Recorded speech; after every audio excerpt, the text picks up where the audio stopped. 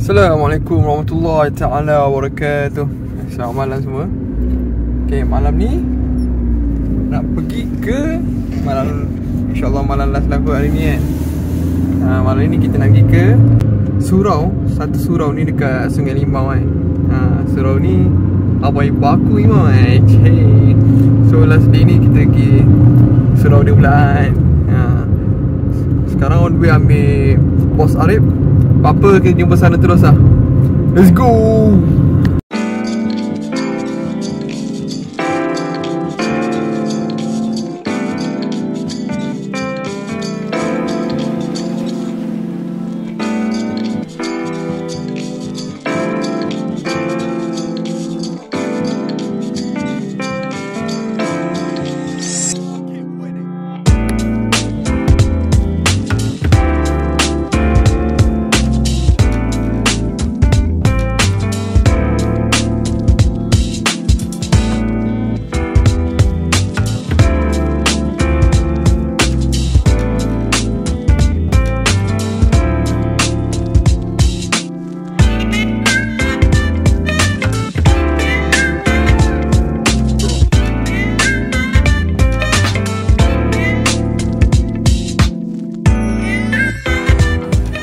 Adik lain mak.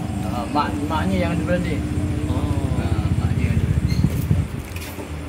Maknya Alhamdulillah settle. Malam yang terakhir. Hari ni Arif pun senyumnya sebab jam 30 je hari ni. Macam mana hari ni? Yes. Ada yang bawa abang ipar orang tu. Syahdu suara tu. Mantap, boleh komen. Boleh datang Boleh tak bagi. Dah. Sedikit ucapan lah. Sedikit ucapan. Okey. Sempena hari last ni kan. Okey, untuk hari last ni kan, kita akan merinduinya lah kan. Harap kita akan jumpa pada bulan Ramadan tahun akan datang. Semoga dapat jumpa lagi dah ya. Dah. InsyaAllah. Arif dah sedikit kata-kata, kita pun nak sedikit ke. Sedikit je tak banyak. Alhamdulillah selesai pun 30 hari 30 kan. 30 hari ke? 29 je kot. Balik. Alhamdulillah. Tak sangka lah kita dapat istiqomah kan. Istiqomah ni orang kata paling apa? Paling mahal lah kan. Apa pun InsyaAllah kalau ada rezeki lagi kita jumpa lagi tahun depan kan.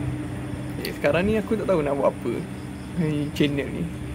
Tengok nanti kan. Ada render-render staff ke apa kan.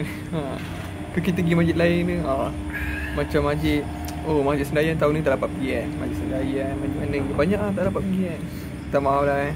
Ada yang dah pernah janji lah nak itikaf pun semua. Tu lah akibat kekangan lah. Apa pun InsyaAllah tahun depan kalau ada rezeki kita buat lagi lah. Dan jangan lupa like, jangan lupa komen. Tak habis tutup tu. Tak habis. من زعلك راحت من الليل قمرة خلط طريقك للضعيف والناس من زعلك في عيونك السوء نظرة